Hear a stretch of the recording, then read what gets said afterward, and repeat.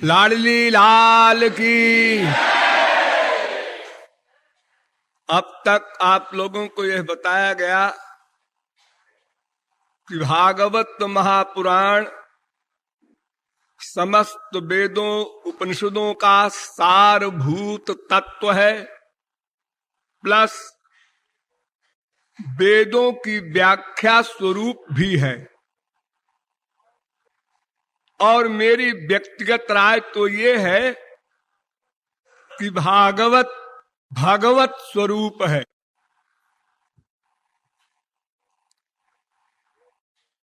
वेद के लिए कहा गया वेदा ब्रह्मात्म विषया, वेद ब्रह्म स्वरूप है और भागवत भगवत स्वरूप है। वेद में निर्गुण निर्विशेष निराकार ब्रह्मानंद का विशद विवेचन है और भागवत में सगुण सविशेष साकार भगवान श्री कृष्ण का ही विवेचन है। इसलिए भागवत भगवत स्वरूप है।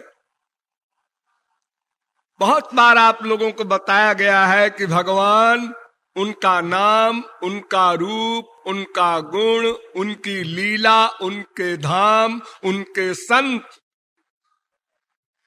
इतने भगवान होते हैं, यानी इतने में सबका निवास होता है।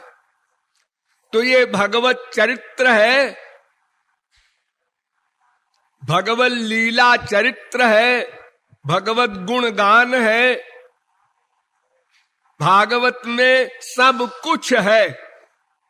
भक्तों का चरित्र भी, भगवान का चरित्र भी, उनके नाम भी, उनके गुण भी, उनकी लीला भी, उनके धाम का वर्णन भी, सब कुछ रस भरा हुआ है। उस भागवत में भी पंच प्राण स्वरूप रास पंचाध्यायी है। उस रास पंचाध्यायी के विषय में आप लोगों को बताया गया कि भगवान ने योग माया का आश्रय लिया और योग माया के आश्रय लेते ही भगवान की भगवत्ता समाप्त हो गई। भगवान भगवान नहीं रहे। योग माया का यह काम है कि भगवान की भगवत्ता मिटा दे और अनुचित जीव की कक्षा में लाकर खड़ा कर दे। जैसे हम लोग हैं, इस कक्षा में लाकर खड़ा कर दे। भगवान बनकर श्री कृष्ण किसी जीव से प्यार नहीं कर सकते।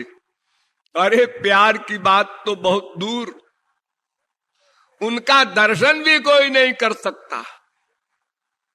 दिव्य दृष्टि देने पर भी अर्जुन डर कर कांपने लगा। दिव्य दृष्टि देने पर भी, प्राकृत दृष्टि से तो देखने का प्रश्न ही नहीं, दिव्य दृष्टि दिया भगवान ने, अपनी पर्सनल पावर दिया, फिर भी अर्जुन कांपने लगा। भीत भीतः प्रकंपः, और कहता है वेरी वेरी सॉरी, हमने जो आपकी भगवत्ता का स्वरूप देखना चाहा, ये मेरी बड़ी भूल थी। आप तो हमारे सखा रूप में आ जाइए, हमारे बराबर कक्षा में आ जाइए। भगवान ने कहा जैसी इच्छा, तूने कहा हमको भगवान का स्वरूप दिखाइए, हमने दिखा दिया। अब तू कहता है सखा बन जाओ, लो बन गए। तो योग माया भगवान की भगवत्ता भुलाती है और जीव का जीवत्व भुलाती है। दोनों तरफ काम करती है योग माया, एक तरफ काम करने से काम नहीं चलेगा। भगवान ने कहा है गीता में, ना हम प्रकाश सर्वस्य योग माया समावृता, मैं पर्दे में हूं, मेरे ऊपर पर्दा है। क्या पर्दा है? योग माया का पर्दा है। और जीव के ऊपर भी पर्दा है। अज्ञानेनावृतम ज्ञानम तेन मुह्यन्ति जन्तवः। जीव पर माया का पर्दा, भगवान पर योग माया का पर्दा। तो फिर मिलन कैसे हो? डबल मुसीबत है। तो वो योग माया अपना पर्दा हटावे प्लस जीव का पर्दा हटावे, दोनों बेपर्दा हो, तब जीव ब्रह्म का मिलन हो, तब रास हो। तो जो जीव अधिकारी थे, जिन्होंने भगवान की आज्ञा का पालन किया, अर्थात जिन्होंने भगवान के रास पाने की कामना की। देखो, एक एक शब्द पर ध्यान दो। कुछ लोग लापरवाही से सुनते हैं।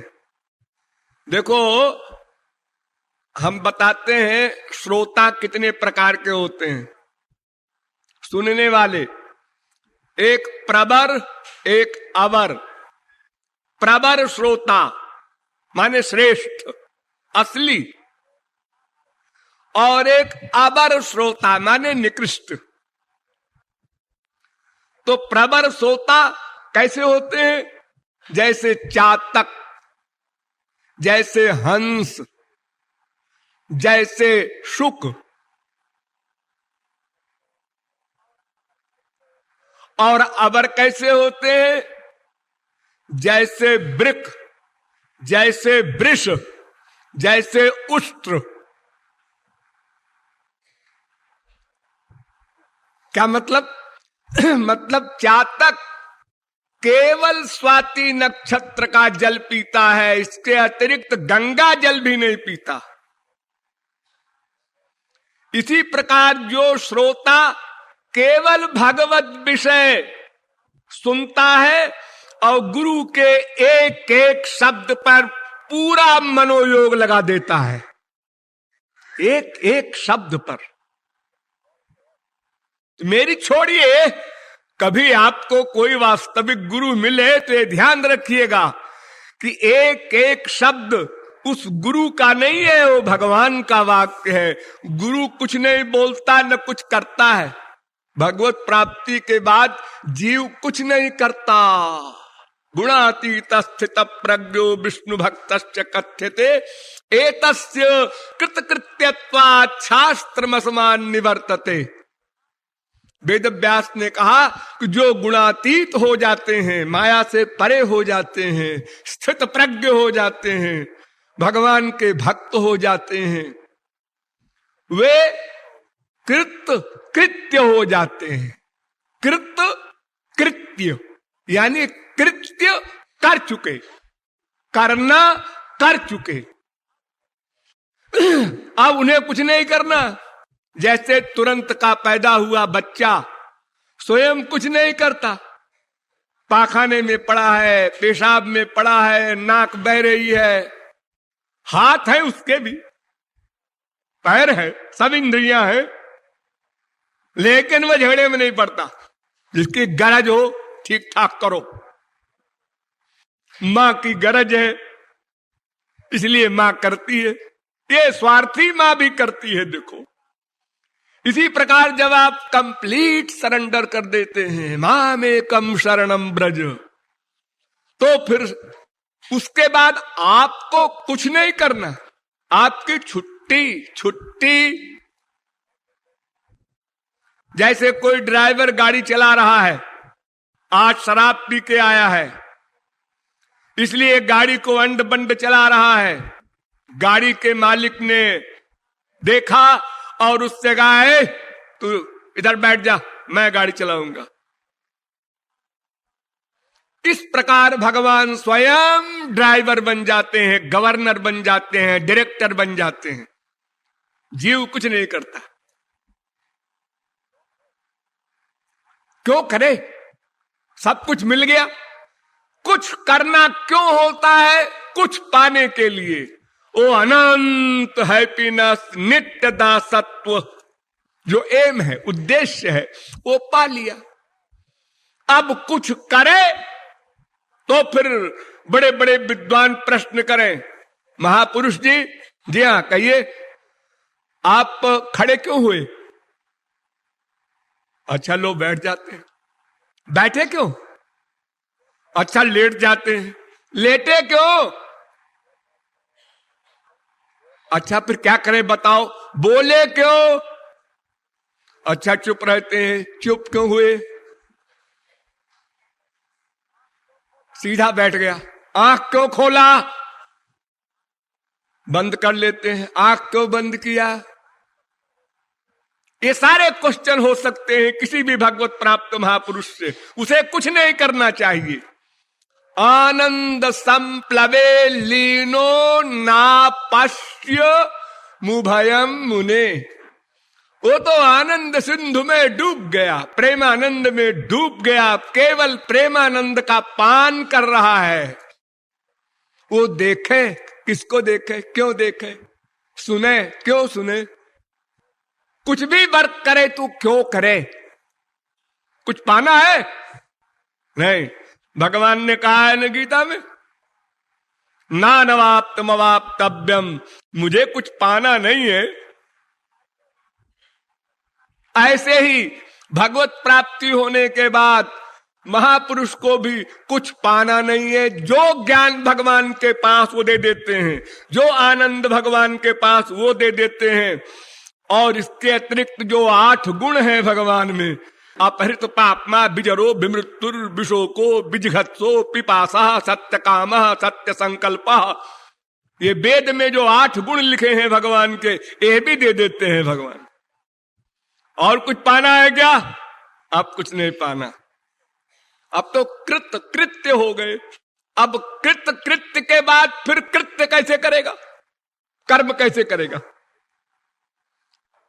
फिर भी करते हैं, सब कर्म करते हैं, 1 2 4 नहीं। ऐसा कोई कर्म नहीं है जो न करते हो महापुरुष लोग अथवा भगवान, दोनों। काम का कार्य, क्रोध का कार्य, लोभ का कार्य, ईर्ष्या का कार्य, द्वेष का कार्य, करोड़ों मर्डर करते हैं। अर्जुन, हनुमान जी, बड़े बड़े धुरंधर अवतारी लोग। अब इनसे कोई पूछे ये सब क्यों कर रहे हो? हम नहीं कर रहे जी, तुम बुद्धू हो। हमारा शरीर देख रहे हो तुम। हमारे शरीर में हम 2 हैं, एक हम और एक हमारा प्रियतम श्याम सुंदर। तो हमको उसने छुट्टी दे दिया, स्वयं गवर्न कर रहा है। वैसा हो रहा है, हम कुछ नहीं कर रहे, इसलिए हमसे कोई मतलब नहीं। भगवान ने अपनी डायरी में लिखा ही नहीं कि अर्जुन ने किसी में द्वेष भी किया। मर्डर की कौन कहे? तो महापुरुष का कार्य भगवान का कार्य होता है। इसलिए जो चातक की तरह केवल भगवत विषय ही सुनता है, उसी में मन को एकाग्र किए रहता है, अन्य ग्राम्य कथाएं नहीं सुनता, वो चातक श्रोता है। लेकिन चातक श्रोता तो केवल विरक्त सन्यासी ही हो सकता है। जो संसार में है वो चातक श्रोता कैसे बने? उसके बाप भी है, माँ भी है, बेटा भी है, स्त्री भी है, पति भी है, बच्चे भी हैं, पड़ोसी भी हैं, परिवार वाले भी हैं, रिश्तेदार भी हैं, सबसे व्यवहार करना पड़ता है। तो तरह तरह की बात सुननी पड़ती है कान से। बेमनी से सुनो चाहे मन लगा के सुनो, सुननी पड़ती है। तो वो क्या करे? तो कहती है उसका नाम है हंस श्रोता। नंबर 2 है ये हंस श्रोता, यानी जड़ चेतन गुण दोषमय विश्वकीन करतार संत हंस गुण गाहि पाय परिहरिवारि विकार। जैसे हंस दूध और पानी को मिला दीजिए तो दूध पी लेता है, पानी को छोड़ देता है। उसमें एक नेचुरल ईश्वरीय शक्ति है इस प्रकार की।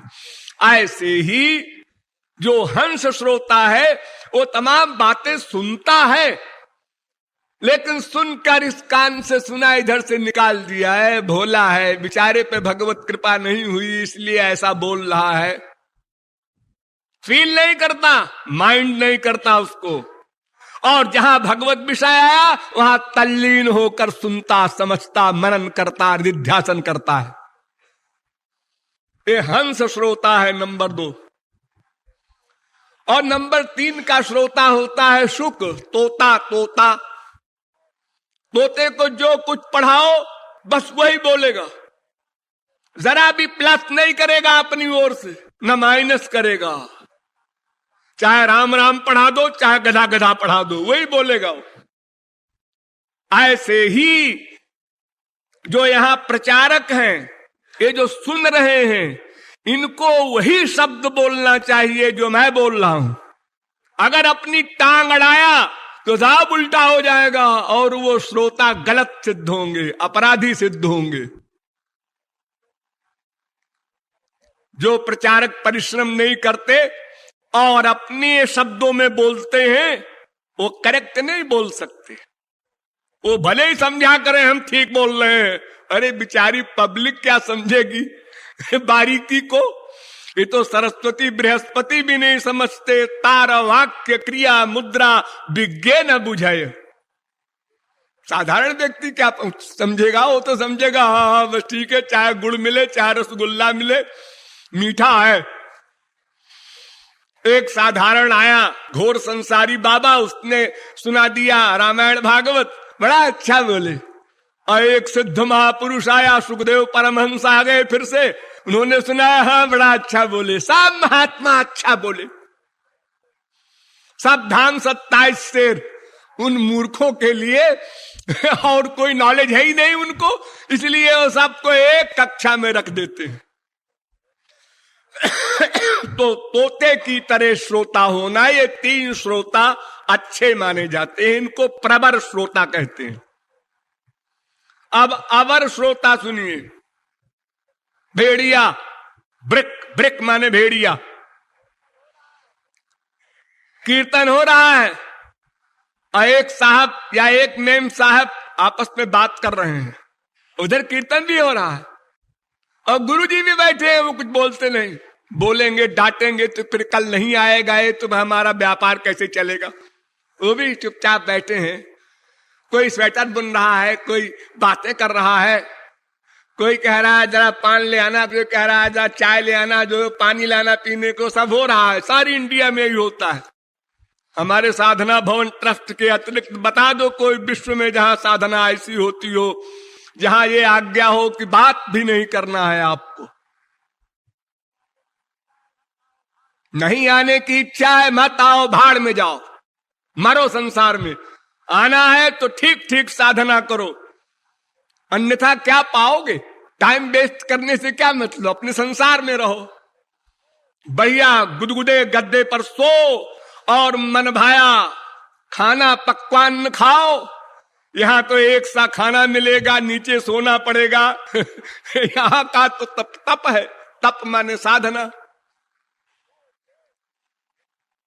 तो ये अबर श्रोता भेड़िया स्वयं भी साधना नहीं करता और डिस्टर्ब करता है, दूसरे को भी नुकसान पहुंचाता है।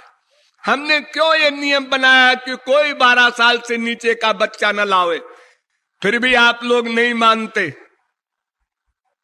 अब क्या इलाज किया जाए? कई लोग छोटे बच्चों को लाए हैं। अगर वो सत्संग भवन में बैठ के एक रोया दूसरा रोया तो कीर्तन करने वाला ध्यान करने वाले का ध्यान तो चला ही जाएगा। इतने उच्च कोट के तो नहीं है साधक आप लोग।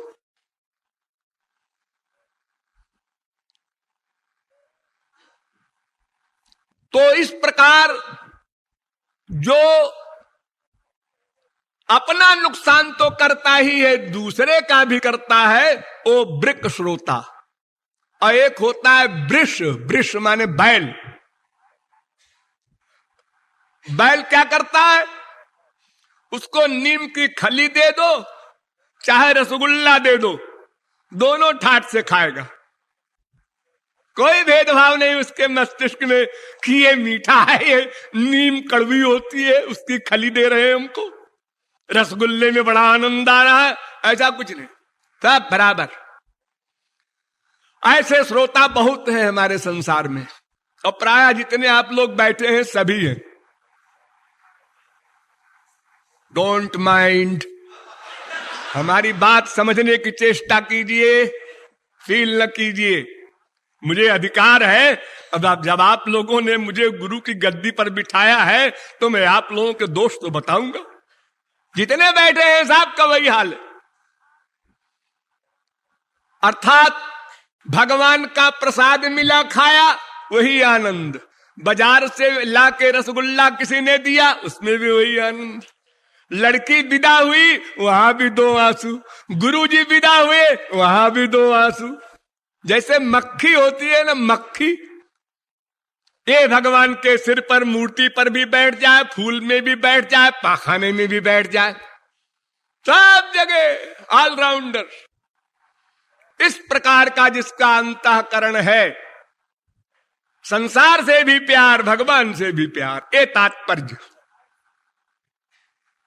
ये बैल है, ये वृक, वृष, वृष, वृषभ भी कहते हैं, वृष भी कहते हैं। और तीसरा है उष्ट्र, ऊंट। ऊंट देखा होगा आपने, ऊंट बड़ा ऊंचा होता है। वो केवल नीम की पत्ती ही खाता है, रसगुल्ला खा ही नहीं सकता। वो कड़वी चीज ही खाता है, यानी सत्संग से कोई मतलब नहीं। उसको जहां संसार का विषय मिले वही पसंद करता है। बड़े बड़े मंदिरों में बड़ी बड़ी झांकियां होती हैं, तो जहां जबरदस्त झांकी हो, बढ़िया, 10 लाख 20 लाख लगा के बनाई गई हो झांकी, वहां सब जा रहे हैं दर्शन करने जन्माष्टमी को, रामनवमी को। क्यों? वहां के भगवान में क्या बात है? अजी वहां की सजावट क्या बात है। सजावट में शौक है आपको, सजावट देखने जाते हैं आप। ये बाहर के संसार में हमारा अनुराग है, ये प्रत्यक्ष प्रमाण। तो आप लोगों को चातक श्रोता बनने का ही उद्देश्य रखना है, ये हमारा भावार्थ। प्रैक्टिस कीजिए, अभ्यास कीजिए, एक एक शब्द पर ध्यान दीजिए और फिर उसको चिंतन कीजिए बाद में। आज ये बताया गया था। हाँ, तो मैं कह रहा था कि महापुरुष का वर्क भगवान स्वयं करते हैं, महापुरुष कुछ नहीं करता। उसके करने से मतलब ही नहीं है। तो योग माया अपने भगवान की भगवत्ता मिटा रही है और जीव के अंदर बैठी हुई अनादिकाल की वो हमारी जो बड़ी प्रिय मित्र है माया, उसको भी हटाती है। माया शत्रु नहीं है, मित्र है। मित्र क्या करता है? पापान निवारयति जो जयते हिताय, गुह्यान गुहति गुणान प्रकटी करोति, आपद्गतम चन जहाति ददाति काले, सन्मित्र लक्षण मिदम प्रबदन्ति संता। जो शासन करके सुधार करे अपने मित्र का, ये नहीं कि दोस्त गलत काम कर रहा है तो मित्र कह रहा है करे भाड़ में जाए, अपने आप भोगेगा, हमसे मतलब। फिर कहे कि तुम मित्र हो। उद्धव कोरा ज्ञान बघारते थे तो भगवान उनके मित्र थे। भगवान ने सोचा ये बेचारा ऐसे ही ज्ञानांधकार में हो, ज्ञान अहंकार में पड़ा हुआ है, तो बहाने से उन्होंने गोपियों से पास भेज करके और प्रेमानंद प्रदान कर दिया। ये मित्र का कर्तव्य है। तो माया क्या करती है? हमको दंड देती है।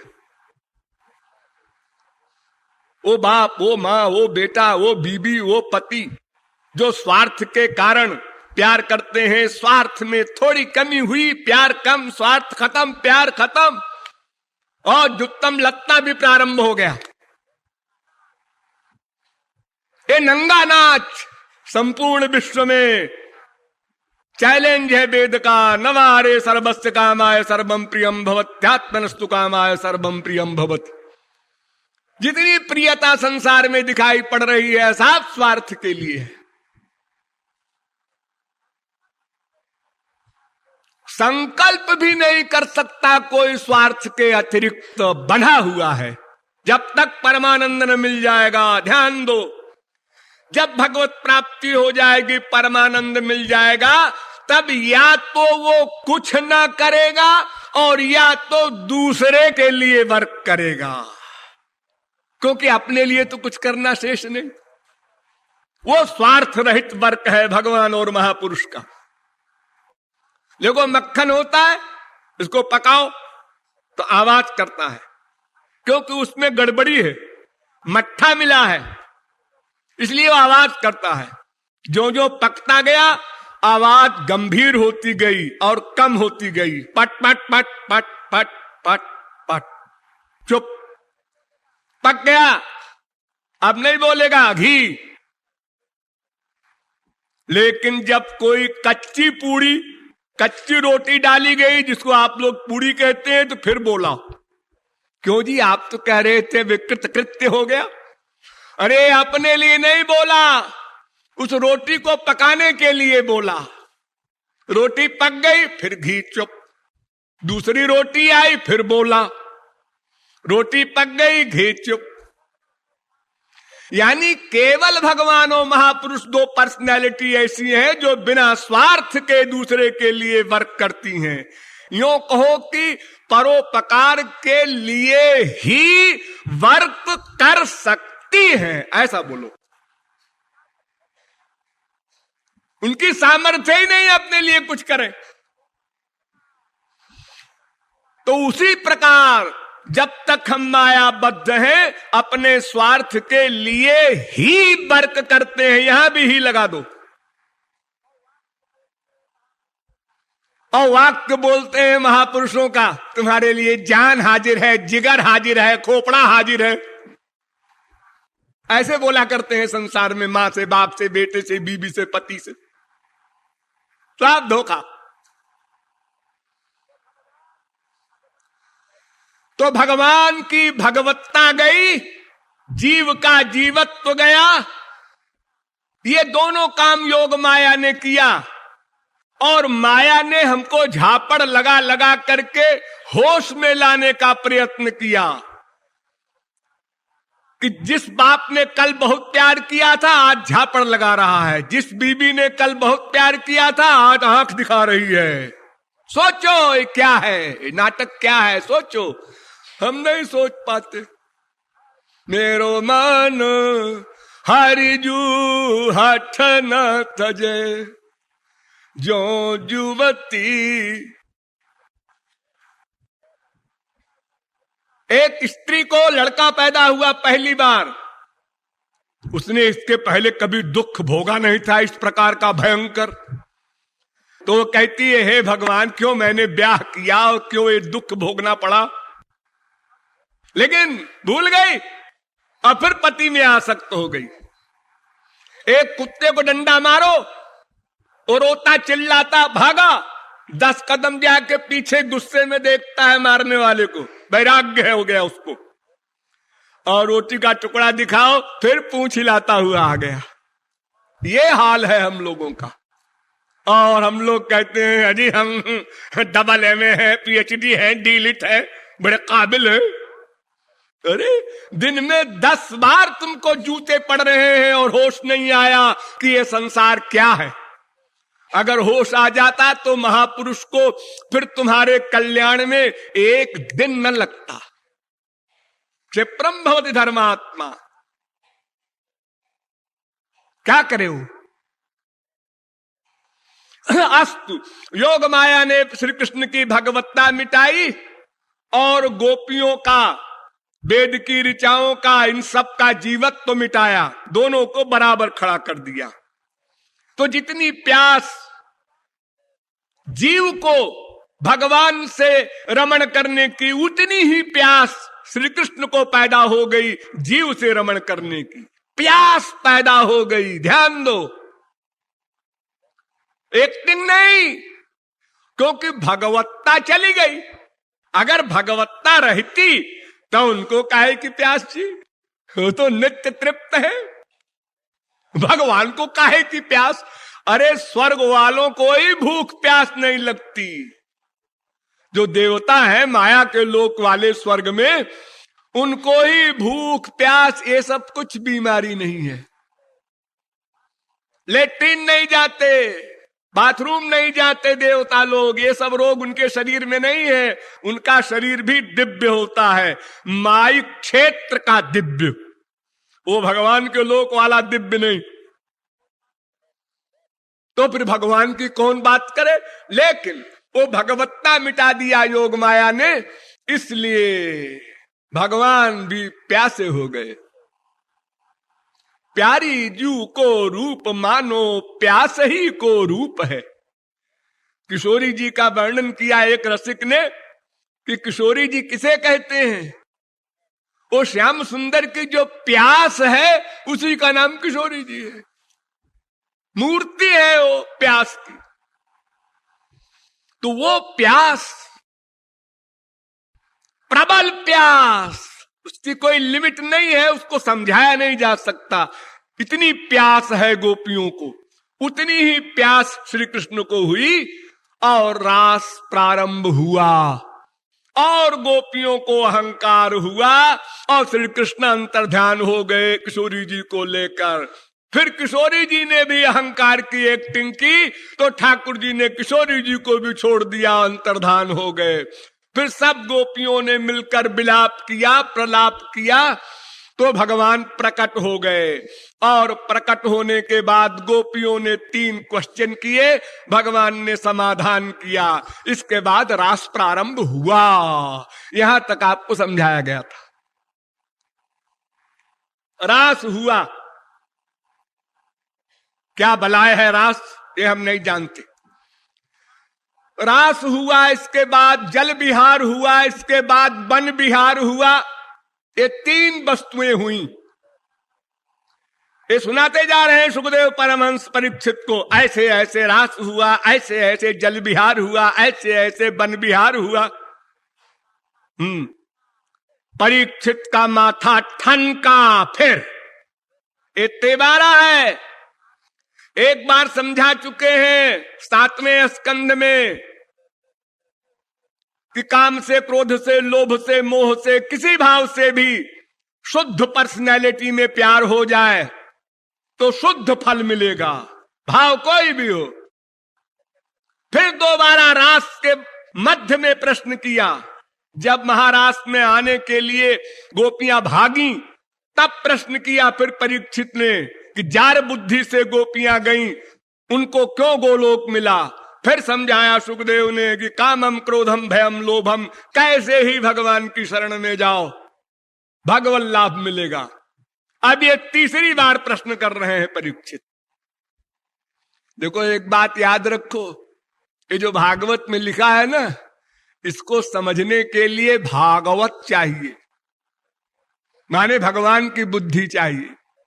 ये परीक्षित तो मां के पेट में ही महापुरुष हो गए, ये छोटी सी शंका उनको होगी भला, और वो भी 3 बार। लेकिन महापुरुष लोग जीव कल्याण के लिए जानबूझकर शंका की एक्टिंग करते हैं बार बार कि संसारी मनुष्य बार बार ये खोपड़ी में बीमारी पैदा करेगा श्री कृष्ण के लिए, इसलिए बार बार वो क्वेश्चन कर रहे हैं। क्या क्वेश्चन किया अब की बार? संस्थापनाय धर्मस्य प्रशमाय तरस्य च अवतीर्णो हि भगवान अंशेन जगदीश्वर स कथम धर्म से तू नाम भक्ता कर्ताभिरक्षिता प्रतीपमाचरद ब्रह्मन् परदाराभिमर्शनम् आप्त कामो यदुपति कृतवान वैजुगुप्सितम् किम अभिप्राय एतम न संशयम छिंधि सुब्रत। इतना बड़ा प्रश्न है परीक्षित का।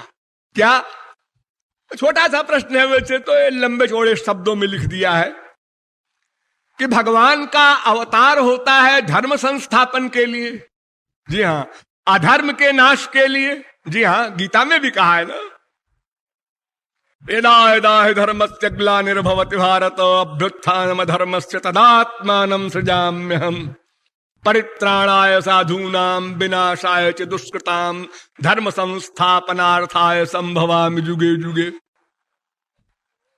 हर ग्रंथ कहता है जब जब होई धर्म की हानि। हाँ, तो फिर मैं ये जानना चाहता हूं महाराज कि वे धर्म के बनाने वाले कर्ता और धर्म का सही रूप बताने वाले वक्ता और धर्म की रक्षा करने वाले अवतार लेकर के, रक्षिता, कर्ता, वक्ता, अभिरक्षिता भगवान श्री कृष्ण है। अरे वेद उन्हीं की वाणी है। फिर उन्होंने ये अधर्म का कार्य क्यों किया, पराई स्त्रियों के साथ रमण, और फिर कोई और करता तब तो आश्चर्य न होता महाराज हमको। आप कामो यदुपति ही, वो तो पूर्ण काम आत्मरति, आत्मक्रीड, आत्माराम है। ये निंदनीय वर्ग क्यों किया, किम अभिप्राय।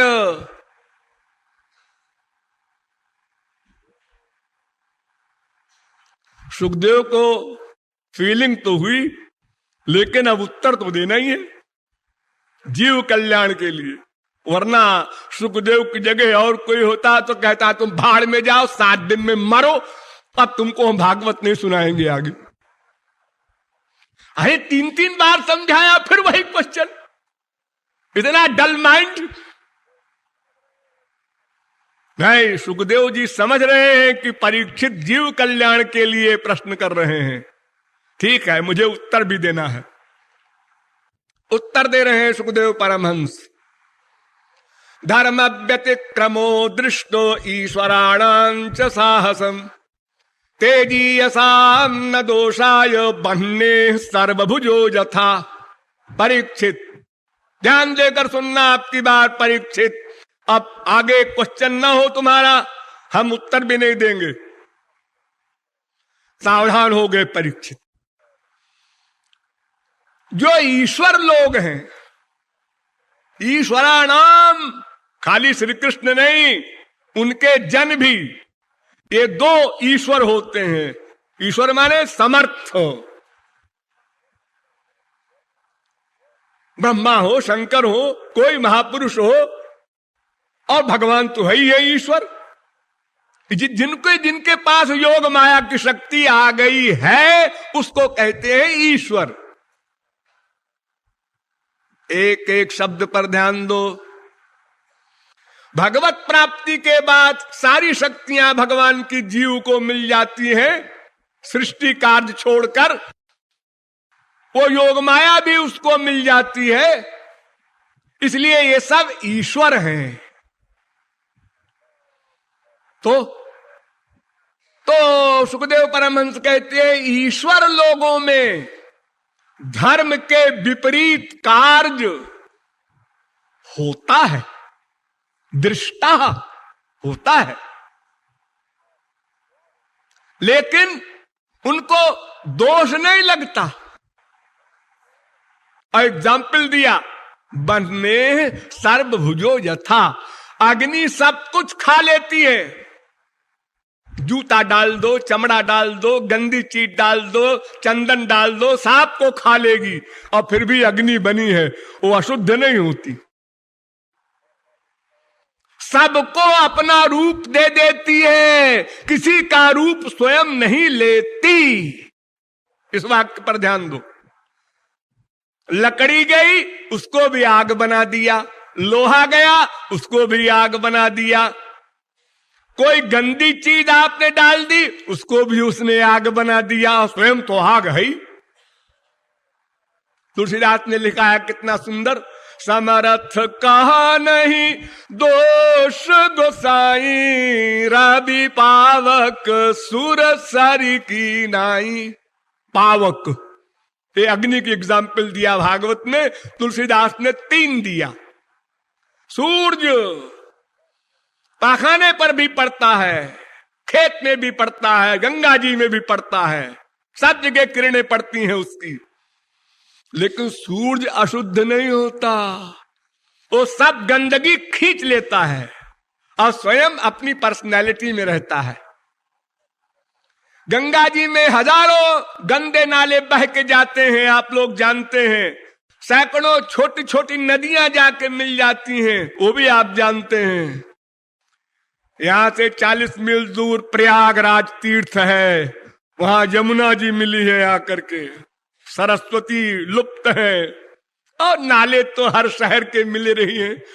लेकिन बड़े बड़े विद्वान, बड़े बड़े कर्मकांडी पंडित धीमान आचमन करते हैं। क्यों? अरे गंदा नाला बह के आया है, अरे तो गंदे नाले का हम आचमन नहीं कर रहे हैं, वो गंगा जी में मिल गया, गंगा जी बन गया, गंगा जी ने उसको अपना स्वरूप दे दिया। तो सुखदेव परमहंस कहते हैं कि देखो, जैसे अग्नि सब कुछ खाकर भी शुद्ध रहती है, सबको अग्नि बना देती है, उसमें अशुद्धि नहीं आती, उसी प्रकार समर्थ लोगों में भी धर्म के विपरीत कार्य करने में भी उनको बंधन नहीं होता, माया उनको नहीं लग जाती, वे धर्म अधर्म से परे हो जाते हैं। उनको न पाप छू सकता है न पुण्य छू सकता है। क्यों? मैंने आपको अभी अभी बताया था कि उनके गवर्नर भगवान है, उनसे मतलब ही नहीं है, उन्होंने कुछ किया ही नहीं।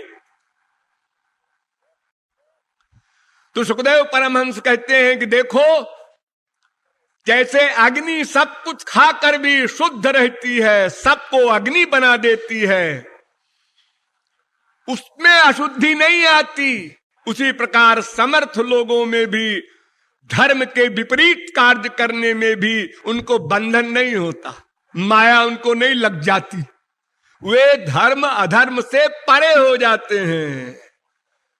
उनको न पाप छू सकता है न पुण्य छू सकता है।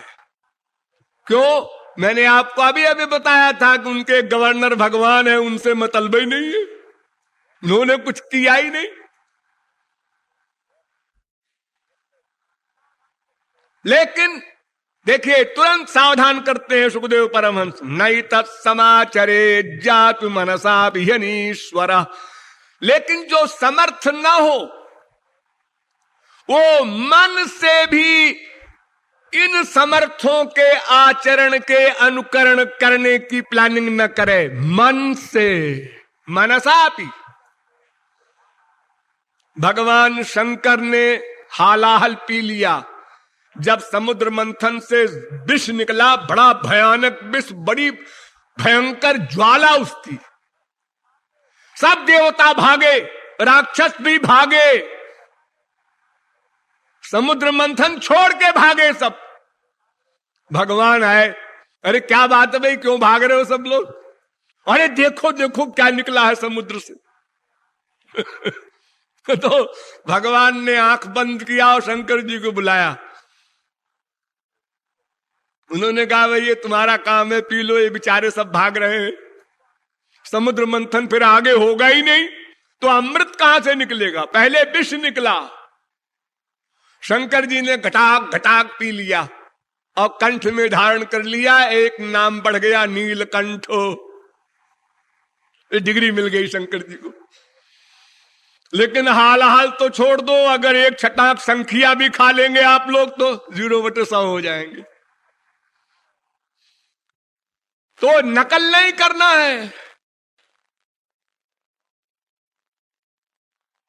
समर्थों की नकल नहीं करना है, ये सुखदेव परमहंस परीक्षित को हिदायत कर रहे हैं। नई तत्समाचरे जातु मनसा पिहनीश्वर विनश्यत्याचरन् मौढ़्यात् यथा रुद्रोब्धिजं विषम। जैसे समुद्र से निकले हुए विष को शंकर जी ने पी लिया, इसकी नकल नहीं करना है कि जो बड़े करें वही छोटे करें। शंकर जी ने जब हाल पी लिया तो हम संख्या क्यों नहीं पी सकते? पियो मरो। तुमको किसने कहा है? वेद कहता है यान्यस्माकग्गम सुचरितानि तानि त्वयोपास्यानि नो इतराणि। जो मेरे चरित्र तुम्हारे लिए जो उपदेश हुआ है उसके लेवल क्यों हो उसको मानो। जो तुम्हारे लेवल से ऊपर की बातें हैं उसकी नकल नहीं करना। ईश्वराणाम वचः सत्यम तथैवाचरितम क्वचित् तेषां यत् स्वपचो युक्तम बुद्धिमांस तत्समाचरेत्। तुम्हें जो गुरु आदेश देता है, तुम जिस क्लास के हो, जो उपदेश दिया जा रहा है उसका पालन करो। और संसार में भी करते हो। समर्थ की एक्टिंग हो भी नहीं सकती। राम रो रहे हैं सीता के लिए, पेड़ों पत्तों लताओं से पूछ रहे हैं कहां है सीता। बड़े अल्पज्ञ हैं, हां जी। बड़े कामी है, हां जी। लेकिन जब सीता जी बनकर के पार्वती आई तो कहते हैं मुस्कुरा के माता जी आप अकेली बैठी हैं, क्या बात है? वो कहां है आपके? वो अरे पहचान लिया, पार्वती इतनी बड़ी शक्ति, उन्होंने सीता का रूप बनाया था। मेकअप नहीं, सीता का सौंदर्य ठीक वही रूप बनाया था, क्योंकि ये भी तो भगवती है ना। अब आपने ये तो नकल कर लिया कि स्त्री लंपट होकर के आप ढूंढ रहे हैं अपनी प्रेयसी को, लेकिन अगर कोई भूतनी पिशाचिनी भी आपकी स्त्री का भेष बना के खड़ी हो जाए कहीं, तो आप लिपट जाएंगे। आप ये न कहेंगे कि माता जी अकेली कैसे बैठी हो, इसकी नकल कैसे करेंगे? अरे छोड़िए इन बातों को। आप लोग इतने लोग बैठे हैं, मैं इतने दिन से बोल रहा हूं, दिन भर बोलता हूं, मैं कह दूं कि भाई थोड़ी सी पद व्याख्या, थोड़ी सी वो व्याख्या भागवत की बाकी है, जरा आप आके बोल दीजिए, तो यहां बैठने की एक्टिंग तो कर लेंगे आप लोग, मान लिया। और जब बोलने का विषय आएगा तो फिर क्या करेंगे? नकल कहां हुई? वो नकल हो तो पूरी हो, और पूरी नकल तब हो जो पूरी योग्यता हो। ऐसे कैसे नकल होगी? आप लोग सर्कस देखते हैं, फिजिकल शारीरिक है वो। शेर के मुंह में हाथ डालता है, क्या क्या करते हैं सर्कस में, आप लोगों ने देखे होंगे। ऐसा लगता है कि ये कोई दैवी शक्ति है इनके पास। कोई शक्ति फक्ति नहीं है, खाली फिजिकल है, लेकिन उनका अभ्यास है। अगर आपने कहीं वो रिहर्सल घर में की तो खतरे में पड़ जाएंगे आप। कोई नहीं करता अपने घर में कि 100 फुट की ऊंचाई पर रस्सी बांधकर उसके ऊपर चले। ऐसा किसी ने नहीं किया। अगर किया है तो फुल मैड है, मरेगा। तो हम संसार में भी अपने से आगे वाले की नकल नहीं करते, सावधान रहते हैं। एक चपरासी प्रेसिडेंट भवन में घुसा जा रहा है, उसको कोई नहीं पूछता। और एक कमिश्नर, गवर्नर भी प्रेसिडेंट भवन में जाना चाहे तो पास दिखाओ। पास? अरे वो चला गया चपरासी, मैं क्या उससे बदतर हूं? अजी वो सर्वेंट है, चला गया, आप गवर्नर हैं, आपको परमिशन लेनी होगी। कायदे कानून है, कोई नकल नहीं करता संसार में भी। तो स्पिरिचुअल साइड में नकल कैसे करेगा? पावर कहां है जो नकल करेगा? और अगर करेगा तो मरेगा। इसलिए सुखदेव परमहंस कहते हैं, देखो वे स्वबचो युक्तम, जो तुम्हारे लिए वो महापुरुष लोग आदेश दें, तुम उसका पालन करो, उनका अनुकरण न करो। महाजनों ये न गतः पंथा। शास्त्र कहते हैं कि महापुरुष लोग जिस मार्ग से चल के महापुरुष बने हैं उस मार्ग का अनुकरण करो, वो जहां खड़े हैं उसका अनुकरण मत करो, मर जाओगे। और हम संसार में यही करते हैं। कोई प्राइम मिनिस्टर का लड़का हो और प्राइम मिनिस्टर जबरदस्ती उसको लॉ क्लास में दाखिला दिलवा दे LLB करने के लिए, तो बैठा रहे प्राइम मिनिस्टर के डर से, भले ही वो न बोले टीचर क्या है भाई आप क्या करने आए हैं, LLB पढ़ने, आप कुछ पढ़े भी हैं इंग्लिश ABCD? नहीं, अभी कुछ नहीं पढ़े। प्राइम मिनिस्टर के लड़के हैं, तो बैठे रहो प्राइम मिनिस्टर के लड़के 0/100 मिलेगा। 10 साल बैठे रहो, 20 साल बैठे रहो, जिंदगी भर बैठे रहो, LLB का LB नहीं मिलेगा तुमको। तो नकल संसार में भी नहीं होती, समझदार व्यक्ति नहीं करता, और भगवान और महापुरुष की नकल करने कोई जाएगा तो जा भी नहीं सकता, और अगर जाना चाहेगा तो उसका सर्वनाश निश्चित है। और सुनो परीक्षित, कुशलाचरिते नैषा मिह स्वार्थो न विद्यते विपर्जयेण वा नर्थो निरहंकारिणाम विभो। देखो महापुरुष यानी समर्थ लोग निरहंकारी होते हैं, अहंकार नहीं होता। अहंकार तो माया की जननी है ना, माया अहंकार की जननी है, इन दोनों का अन्योन्य संबंध है। तो अहंकार गया जब माया गई, या अहंकार गया तो माया गई, दोनों वाक्य सही है। मैं और मोर तोर तय माया, ये हम लोगों ने अपने को शरीर जो माना, ये मैं गलत मैं आ गया, बस यही माया है। अब जब इस मैं के आगे और लगा दो, असय अभिमान जाई जन भोरे मैं सेवक, ये बढ़ गया मैं और आगे, रघुपति पति मोरे। अभी तुलसीदास ने कहा कि मेरा मैं और तेरा ये माया है, और मैं और मेरा के आगे और बढ़ा दिया। परमहंस ज्ञानी लोग मैं को मिटा देते हैं और भक्त लोग बढ़ा देते हैं। जो कहते हैं मिटाना उठाना नहीं है, ध्वंसात्मक क्रिया नहीं करते हम मैं के आगे दास बढ़ा दे रहे हैं। और तुम भी रखेंगे, लेकिन तुम मेरे स्वामी, मैं तुम्हारा दास। भगवान प्रभु रहन दास इति यत्र विलुप्यते, ऐसी मुक्ति हम नहीं चाहते।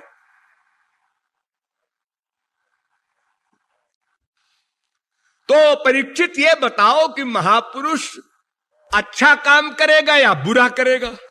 अरे कोई भी हो, महापुरुष को छोड़ो, गधा भी होगा तो दो ही काम तो करेगा, या अच्छा या बुरा।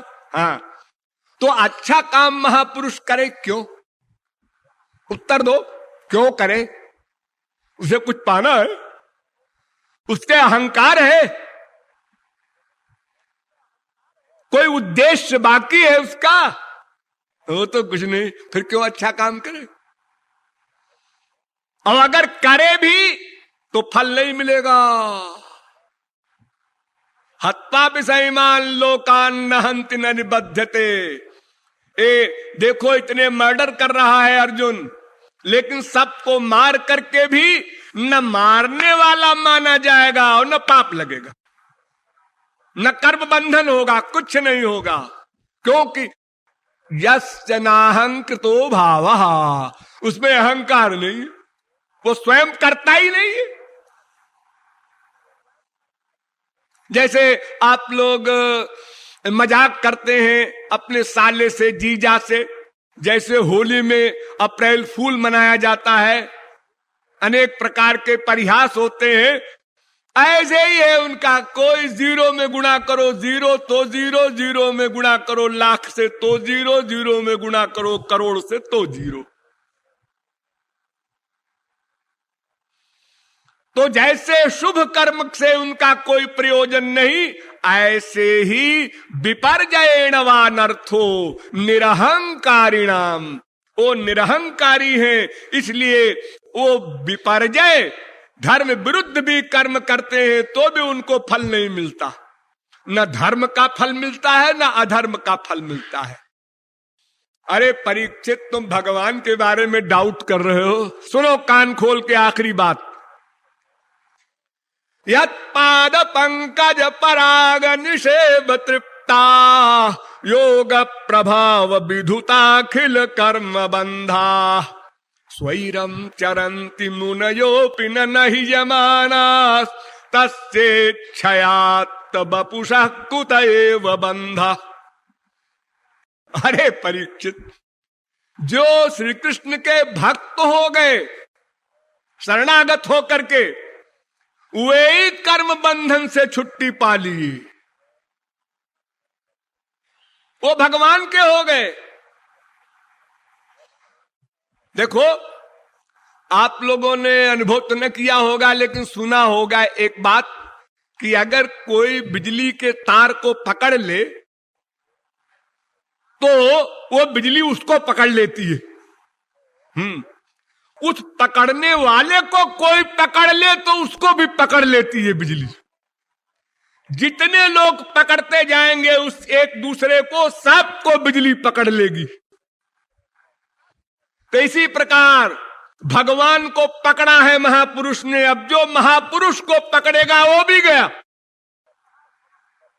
इसीलिए हमारे यहां केवल गुरु भक्ति का सिद्धांत भी है, या तो भगवान प्लस गुरु दोनों को बराबर मानकर भक्ति करो, या तो केवल गुरु की भक्ति करो। केवल भगवान की भक्ति नहीं हो सकती। तो जो भगवान को प्राप्त कर चुके वो भगवान की तरह पाप पुण्य से परे हो गए। अन्यत्र धर्माद अन्यत्रा धर्माद अन्यत्रास्मात् कृता कृतात् वेद कहता है।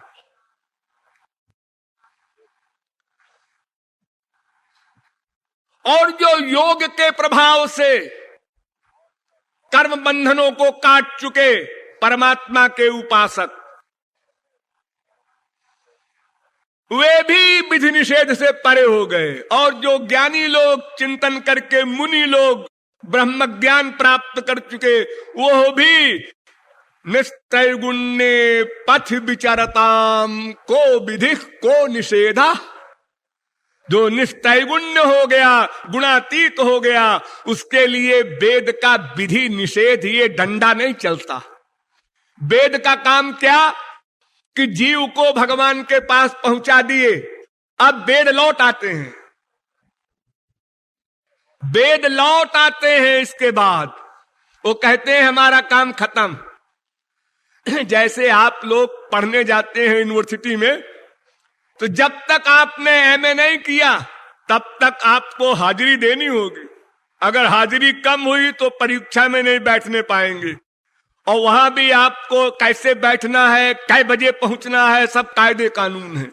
लेकिन अगर आपने यूनिवर्सिटी पास कर लिया और फिर यूनिवर्सिटी नहीं जाते, और कोई पूछता है क्यों जी आजकल बड़ा यहां वहां घूमते रहते हैं, यूनिवर्सिटी नहीं जाते? जी वो हम पास कर चुके, अब क्यों जाएंगे? हमारे पास डिग्री है एमए की। यूनिवर्सिटी को जो पढ़ाना था पढ़ा चुकी, अब उसके आगे चले गए हम। उसी प्रकार शास्त्र वेद का काम है जीव को भगवान के पास पहुंचा देना। पहुंचा के वो लौट आते हैं, फिर उनका कायदा कानून उनके ऊपर लागू नहीं होता। तो ज्ञानी, योगी, भक्त जब ये तीन ही स्वैरम चरंती सस्वराट भवति, वेद कहता है, स्वेच्छाचारी होते हैं। इनके लिए न कोई कायदा है, न कानून है, न कोई शास्त्र वेद का डंडा है। ब्रह्मविद श्रुति मूर्धनी, भगवान को प्राप्त कर लेने के बाद वेद के मस्तक पर पैर रखकर चलता है वो ज्ञानी, वो भक्त, वो जोगी। जिस वेद को नमस्कार करके उसने ज्ञान प्राप्त किया, उसी वेद के मस्तक पर पैर रखकर चलता है। अरे जब भगवान तक का बुरा हाल है, अनुब्रजाम्य हम नित्यम पूये ये तंघिरेणु भी, भगवान कहते हैं मैं भक्त के पीछे पीछे चलता हूं। क्यों? उसकी चरण धूल मेरे ऊपर पड़े, मैं पवित्र हो जाऊं। क्योंकि अनंत जीवों का पाप ले ले करके मैंने अपने अंदर रखा है, तो अपने भक्तों की चरण धूल से मैं भी शुद्ध हो जाता हूं। तो अर्जुन, जब ये महापुरुषों का हाल है तो तुम भगवान के बारे में शंका कर रहे हो? अरे गोपीनां तत्पतीनां च सर्वेषामेव देहिनां योऽन्तश्चरति सोऽध्यक्ष क्रीडने नेह देह भाग। अरे वो गोपियों के पति भी है और गोपियों के पति भी हैं। सर्वेषामेव देहिनाम, और सब में व्याप्त भी हैं। वहां शंका करते हो तुम? परीक्षित ने कहा महाराज गलती हो गई। तुम बार बार कहते हो गलती हो गई, फिर शंका करते हो। तो सुखदेव परमहंस का मूड ऑफ हो गया। उन्होंने कहा हाँ सुनो परीक्षित, इस प्रकार ब्रह्मरात्र उपावृत्ते, एक ब्रह्मरात तक इस प्रकार रास हुआ। उसके बाद भगवान ने कहा तुम लोग घर जाओ। तो बेमनी से भगवान की प्रसन्नता के लिए गोपियां अपने अपने घर चली गईं। खत्म, समाप्त हो गई रास। प्रकरण खत्म कर दिया सुखदेव परमहंस ने कि ये राजा है और इस प्रकार की डाउट खोपड़ी में भरता है, इसको रास सुनाने काबिल नहीं है। वही काट दिया लाइन। इसलिए राधा वगैरह किसी का नाम ही नहीं आया। आगे प्रकरण जब चलता तो सब लीलाएं होती ठाकुर जी की, तो उसमें सब सखियों के नाम आते। सारी भागवत में 18,000 श्लोक में केवल यशोदा का नाम आया है।